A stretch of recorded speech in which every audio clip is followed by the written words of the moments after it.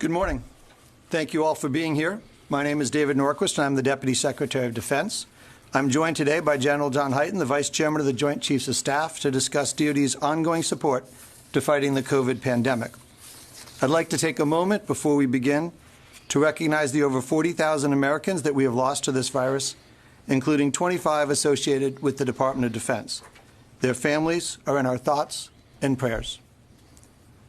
I know you've received an extensive update yesterday from General O'Shaughnessy, who is leading our domestic support to civil authorities, on all that DoD is doing to help state and local officials, building hospitals, and providing doctors and nurses. So today I'm going to focus on a couple of other topics in my opening remarks and briefly give you an update on two items. First, how the military plans to operate through the COVID environment, and second, the work we've been doing in support of our nation's long-term recovery to include strengthening the production capacity of the nation and aiding research on COVID. For those in the department whose missions are and operate like their civilian counterparts, we're doing all the normal things to include maintaining 6 feet of distance, washing hands, wearing face coverings, cleaning the workspace, and maximizing telework. We now have an estimated 970,000 active duty and civilian personnel teleworking with great success. For example, the Defense Finance and Accounting Service operates with 95% of its workforce on telework. Each month, DFAS makes over 5.8 million payments to civilians, active duty, Reserve, National Guard, and DoD retirees. But because they previously prepared for and practiced extensive telework, they are sustaining regular operations at full capacity. For those military individuals operating in environments where you cannot maintain 6 feet of separation, to include new recruits entering training, sailors in ships at sea, and others operating in constrained spaces, we are beginning to implement the following general process with variations that are unique to each particular circumstance. The first step is you screen with questionnaires and thermometers to identify the at-risk individuals. The next is you conduct a quarantine, 14 to 21 days, depending on the risk tolerance, to identify those who are infected but are not yet showing it. Prior to leaving quarantine, we will conduct a swab test and a temperature check to identify individuals who are infected but still do not show it. These are often referred to as asymptomatic. As the unit then moves to its mission, we'll keep the group together but limit it outside interaction to prevent introduction of infection from outside. Procedures like face coverings, hand washing, maintaining clean workspaces, and continuing monitoring will all still apply as the unit moves forward. These interim measures enable us to reduce the risk so we continue to operate until we develop therapeutics and vaccines. And as we learn more about the virus, we will continue to evolve our approach. In coordination with civil authorities, we are also working to support our nation's long-term recovery. We are using the Defense Production Act Title III to boost U.S. manufacturing capacity of critical items.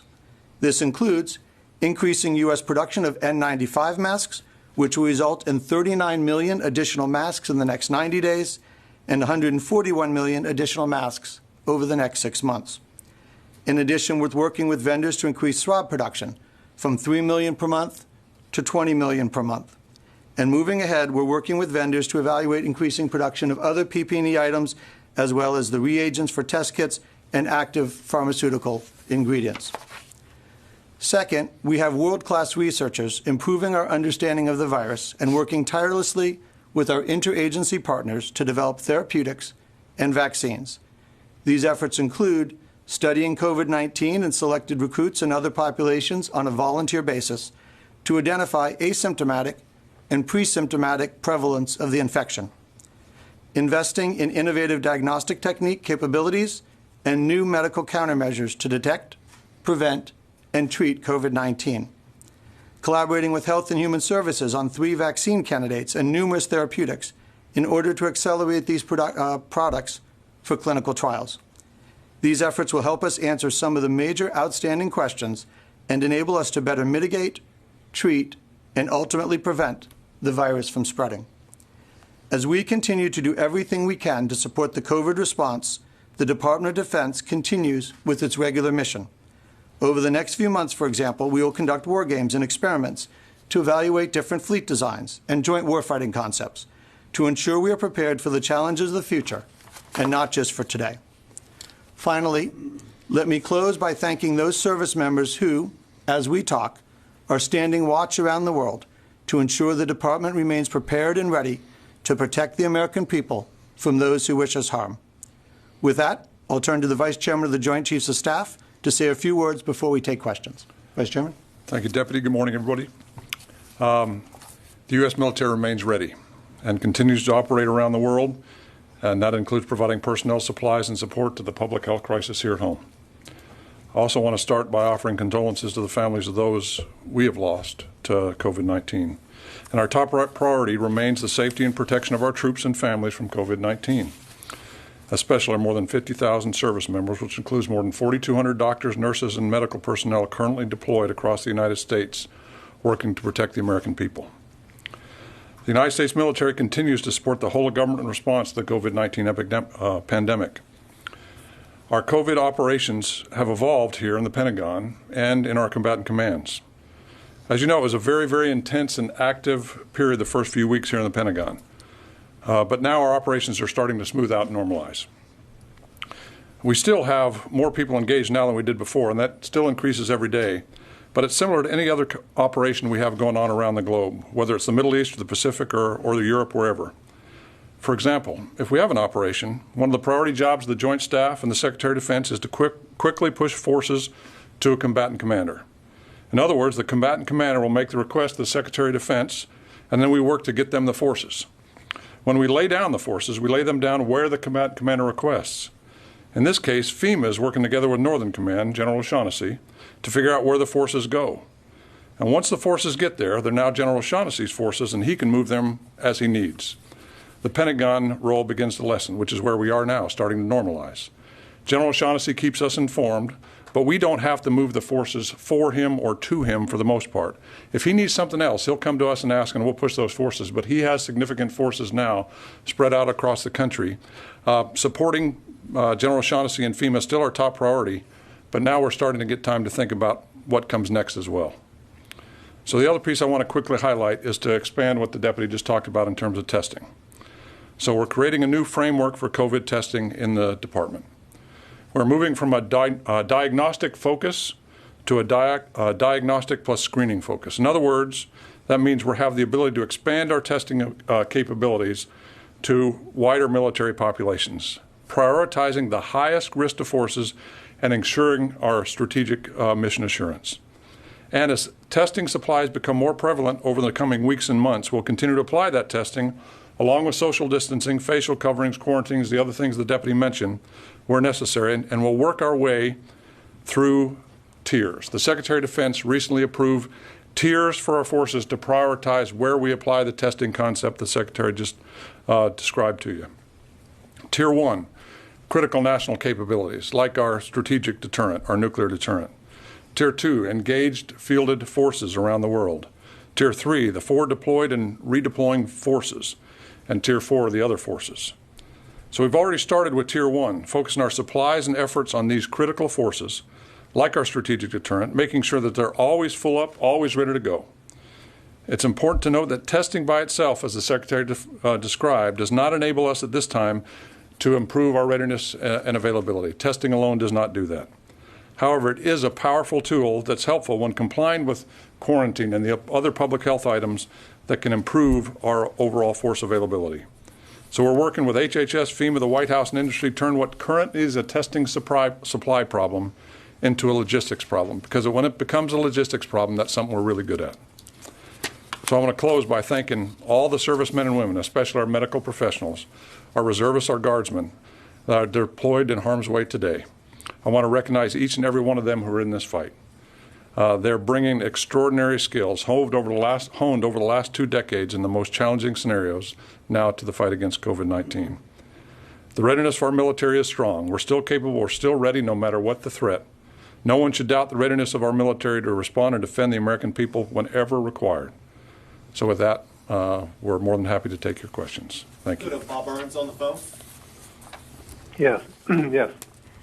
Thank you. I have a question for either the General or the Deputy Secretary or both. It's regarding President Trump's tweet this morning that he had ordered the Navy to shoot and destroy any Iranian vessel that harasses a U.S. ship at sea. And my question is whether Pentagon leadership has, in fact, received an order that changes policy or changes procedures for handling encounters with Iranian gunboats. So the president issued an important warning to the Iranians. What he was emphasizing is all of our ships retain the right of self-defense, and people need to be very careful in their interactions to understand the inherent right of self-defense. Vice Chairman, did you want to add on that? Well, I'll just say that every capability that we deploy, every ship that deploys into harm's way, has the inherent right of self-defense, as the Secretary just described. What that means is if we see a hostile act, if we see hostile intent, we have the right to respond up to and including lethal force. And if it happens in the Gulf, if it happens in any way, we will respond with overwhelming lethal force if necessary to defend ourselves. And it's really that simple. But nobody should doubt that the commanders have the authority right now to respond to any hostile act or hostile intent. I have a quick follow-up to that. So what you seem to be saying is that, of course, this has been the existing policy for a long time, self-defense. So this communication from the president does not, in fact, then you're saying represent a change in how you handle this. The president's describing and responding to poor behavior on the behalf of the Iranians, and he is emphasizing and warning to them about the challenges of what they create. So I think it was a very useful thing that he put out, and I think it's an important thing for other people to understand and take very seriously. So I like that the president warned an adversary.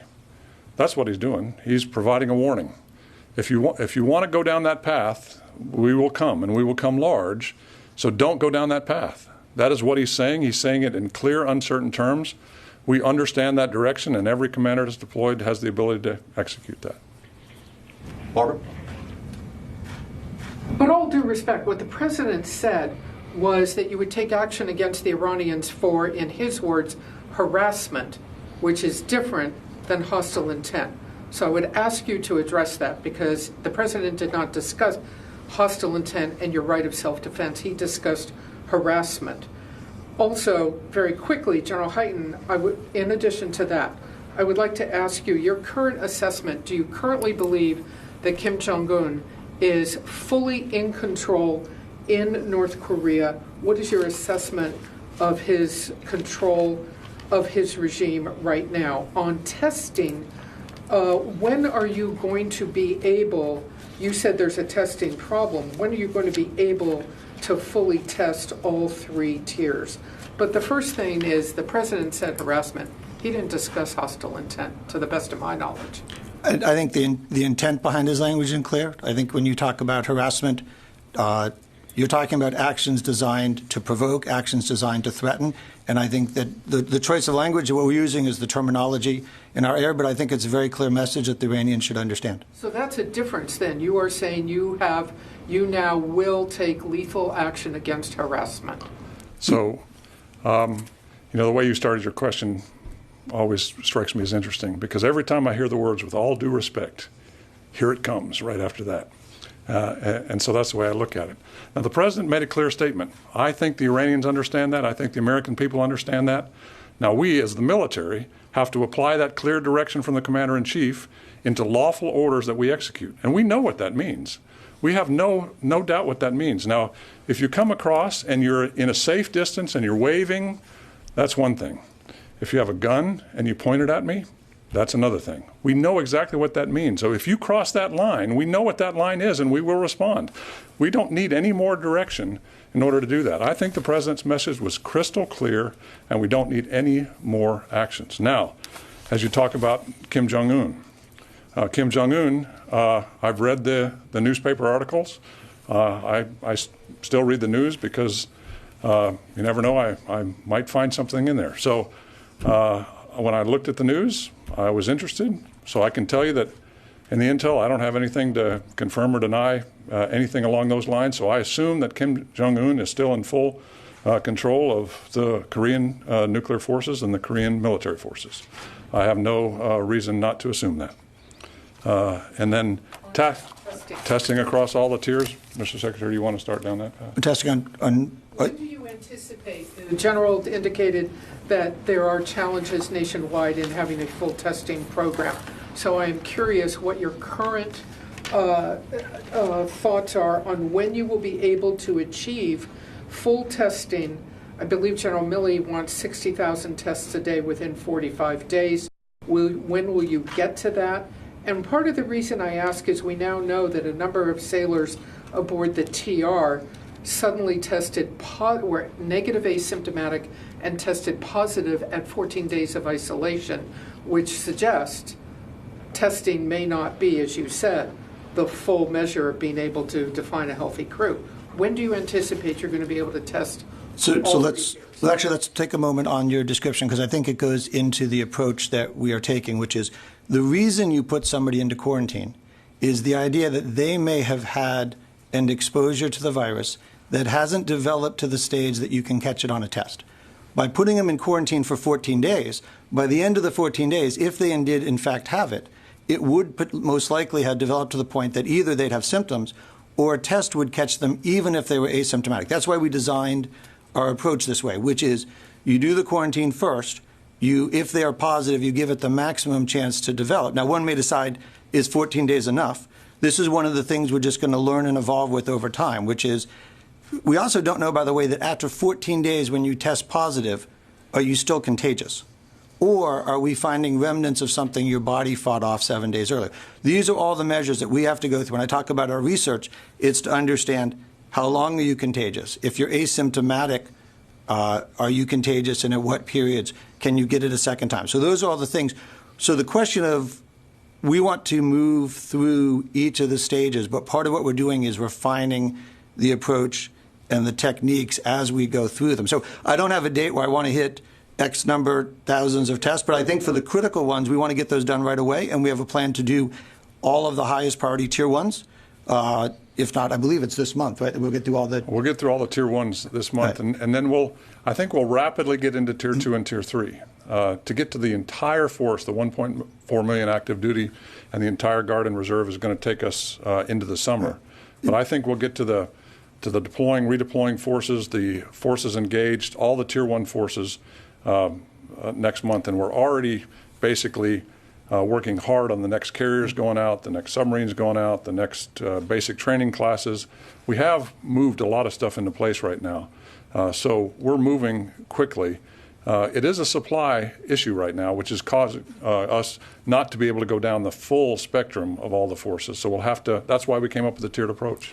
The other thing I just highlight is your testing plan depends on when they set sail, right? So if I have a ship that's in, I'm not testing the crew until I've put them in quarantine right before they set sail and they come out. So a lot of these events, people deploying in others, at some point in the year that hits a triggering event, it's just not a matter. If you just do a blanket test, everyone goes home at the end of the day.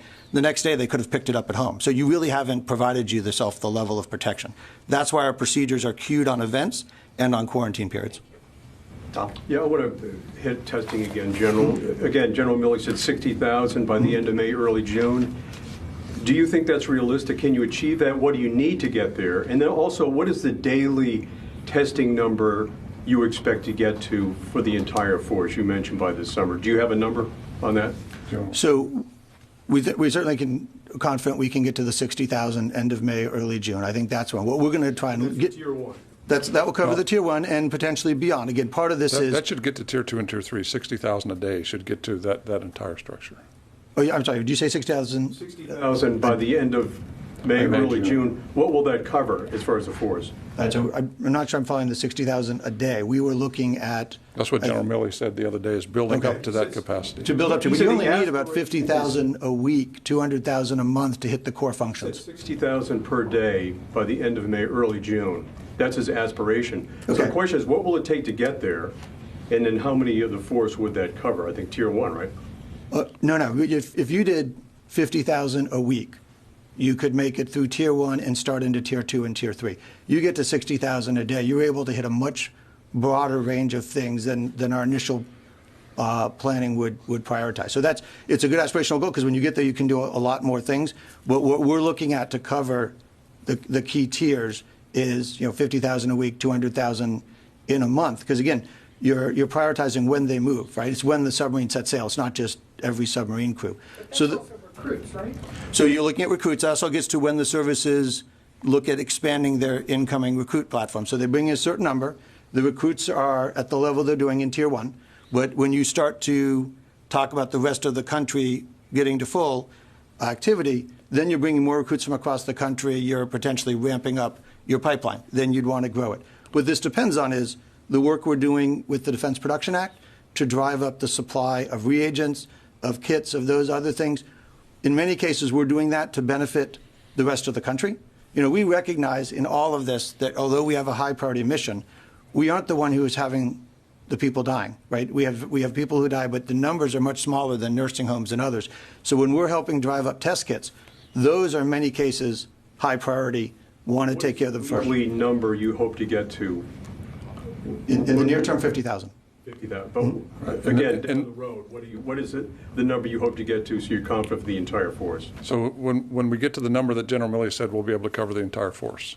Now, he said, I want you there by the end of May, early June. That will be a challenge with our national stockpile to figure out when we get there. I'm confident that it will exist in the country. The question is, how do we prioritize it within the country? My guess is by end of May, early June, we'll be into Tier 1, 2, and 3, certainly, into much of Tier 4, and then it's going to be discussion of, from a national perspective, where is the priority about where do we put those tests.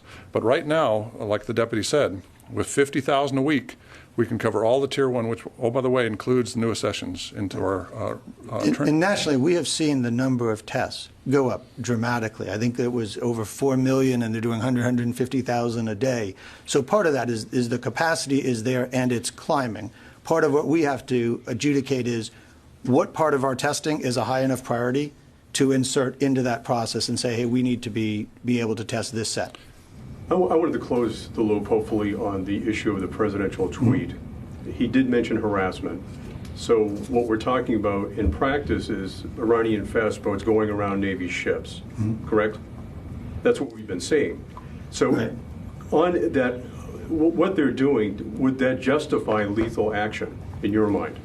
So I would have to be the captain of the ship in order to make that determination.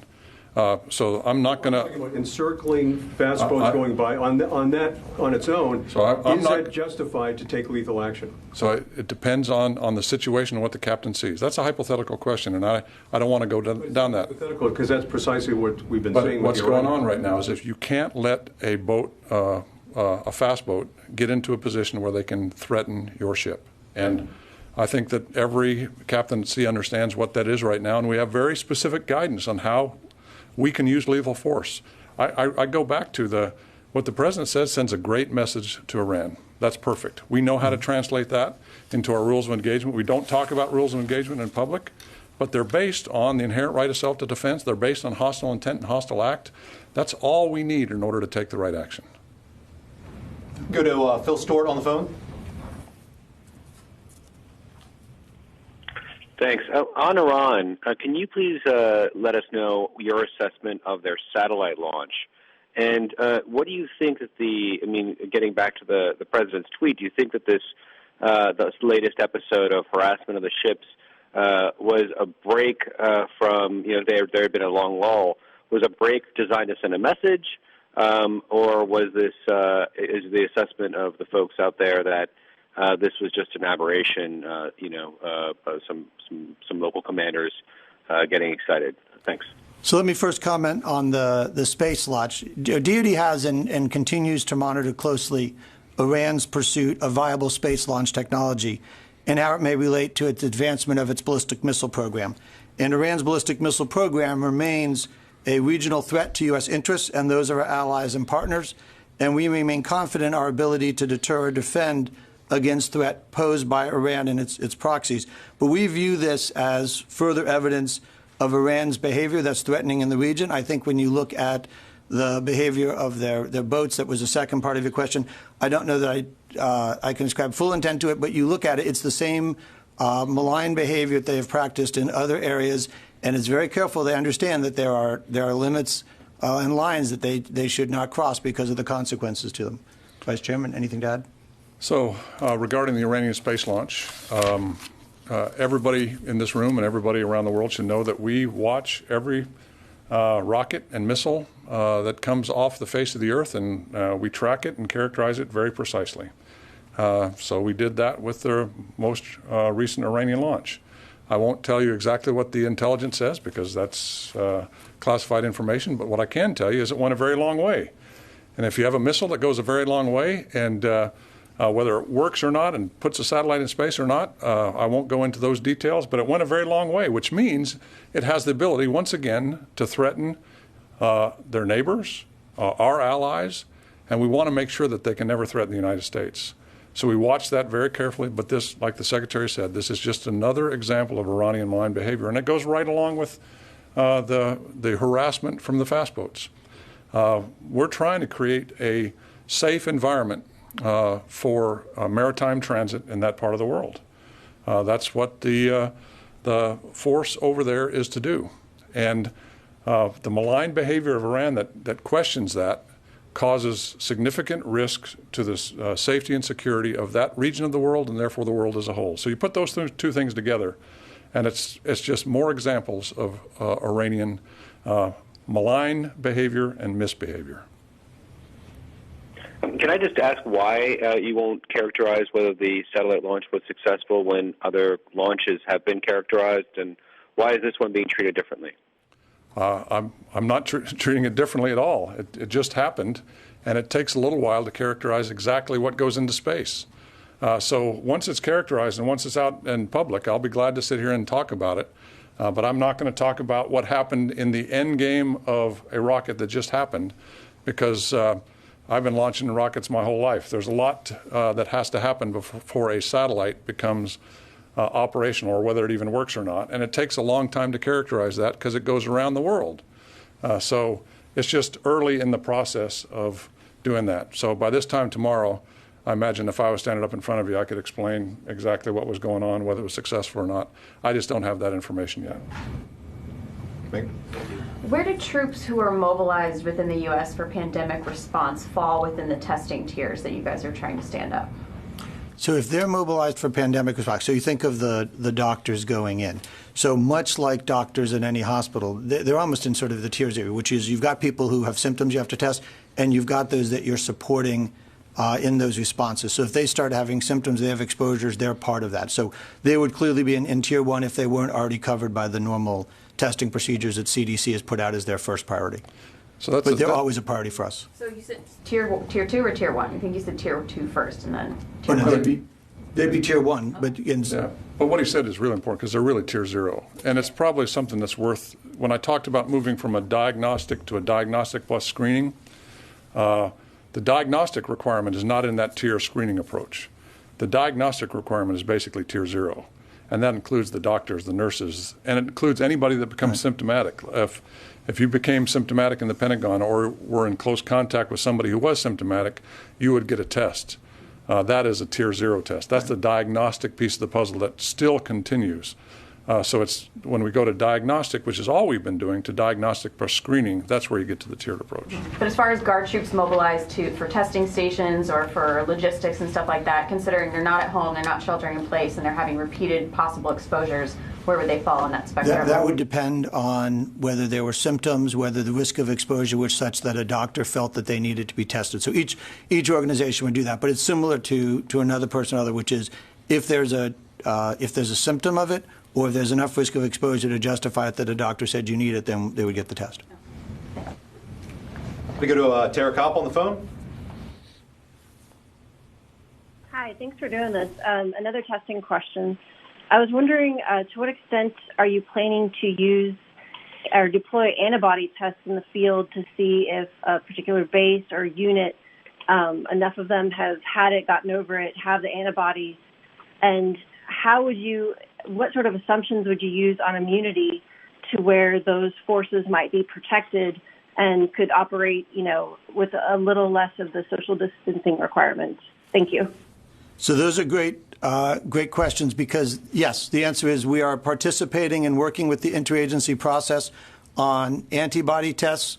Many of those require blood work, but for those who are following, what that means is you're looking for normally when we talk about the swab, you're talking about, you put a device in somebody's nose, you do a swab, you're looking for signs of a live virus capable of spreading. With the antibody test, the person doesn't have to have the live virus anymore. Their body may have already reacted, killed off the virus, and they may be on the other side. They wouldn't necessarily test positive anymore to the test we're using now. They would test for the antibody that said they were over it and they had recovered. So one of the things that we are working with through some of our research organizations is exactly the fielding and use of that to determine a couple of questions. One is how widespread, right? How many folks do we have out there who actually have had this asymptomatically recovered and now have the antibodies? Can you track people with the antibodies to confirm how long it lasts, how much and effective the protection is? With any virus that we have each year, with the flu and others, one of the questions is if you get over it, are you vulnerable to getting it again? So we have a series of research efforts involving, Walter Reed Army Institute of Research and others working with HHS and CDC on exactly that question. Because as you point out, that's one of the key steps, and it's a step beyond the swab test because it looks for something very different, but it's a key part of being able to know how far along we are. So I think the challenge is going to be when you move from the current diagnostic and screening testing that we're doing now with swabs and the various machines that we have, then we're going to want to move into antibody tests. Then you want to get into a therapeutic environment where you can actually treat the symptoms and make them not so severe. And then you want to get into a vaccine environment. So we're actually working with the community to walk through each of those. And beyond the current diagnostic and screening tests, the science is not clear at this moment exactly what we get from an antibody test when we collect that, because we don't know the impact, as the Secretary described. We don't know the impact across the force. How long does it last? How much does it protect? Does it create immunity? All those things are unknown, and we have to explore those unknowns. But we do have a significant element of the population where we can collect those antibodies and understand that and learn quickly. That's what we're trying to do. And one thing I should just make clear to everyone, when we talk about doing research that involves people in the Department of Defense, we have an institutional review board whose approval we need, just like any medical organization would. So when we do research, we have that. And we're involving individuals. These clinical trials and longitudinal studies, these are volunteers, right? So while we have screening we do as part of the mission, when we talk about these types of research projects, they're reviewed, validated, and the participants are voluntary. That's just an important thing to understand about how we function, just like any medical organization would. Just as one follow-up, since you do have a community of cases on the Roosevelt, is there any consideration of using that population for an antibody test to truly see, how far it spread and what sort of immunity there might be? Yes, and I think they're working with. I believe that's one of the groups they're working with on volunteers to be able to track and look for that information. Again, part of what I'll tell you is how long it takes after you've been exposed to develop the antibodies. So, we look forward to people participating in these and being able to share what we learned with those research and medical institutions elsewhere in the federal government and the private sector who are doing similar studies. So just to clarify, Roosevelt sailors will be participating in this? That's my understanding, but let me do this. I'm going to get a follow-up from the Navy to confirm, so I don't go overstate the level of activity on that side, but I believe that's the case. But what we'll do is we'll get a follow-up for you to confirm that from the Navy. Okay, thank you. We have time for one last question. We'll go to Jen Griffin on the phone from Fox.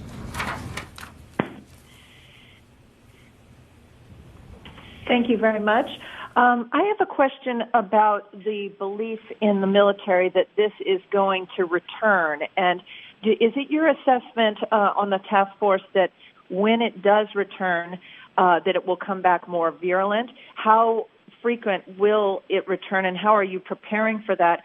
And separately, the Army Corps of Engineers is continuing to build out convention centers, but the beds are not being used in many of these cities.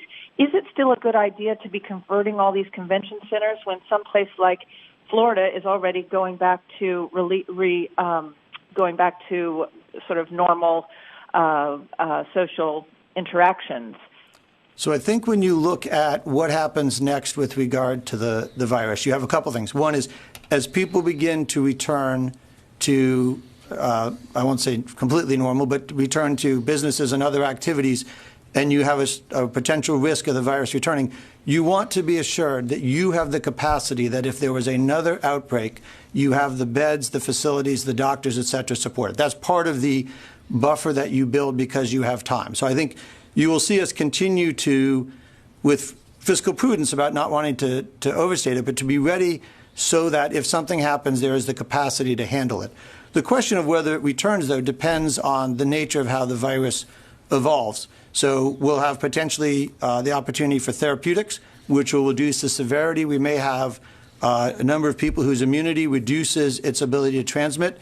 There is an open question I don't know the answer to, which is how it does in summer versus winter, and the question of whether that causes it. Certainly people spend more time indoors in winter, which increases the transmission risk. So that's one of our unknowns about how it returns. It's something we don't want to assume won't happen, because we need to be prepared to have the masks and the facilities and the beds to be able to mitigate that risk. But that's one of the things that gives confidence to people in reopening is if there is a return in a hot spot in a city, we know how to get it under control. We can move the DoD forces, the medics that were available elsewhere, to that location while they get it back under control. So that's the balance that we as a nation are going to have to take going forward. So it's the job of the military to prepare for worst case scenarios. So we will take the lessons learned that we have from this outbreak. We will plan for something worse to happen in the fall. We hope that therapeutics and vaccines and all kinds of things come into place that make sure that doesn't happen. But we have to plan for the worst case and assume that we're going to be there. And then regarding the convention center beds that the Army Corps of Engineers are building, they're building those in response to requests from governors and states. And I've been asked, does it bother you when you look at those convention centers and you see the beds empty? For gosh sakes, no. That's what I want to see.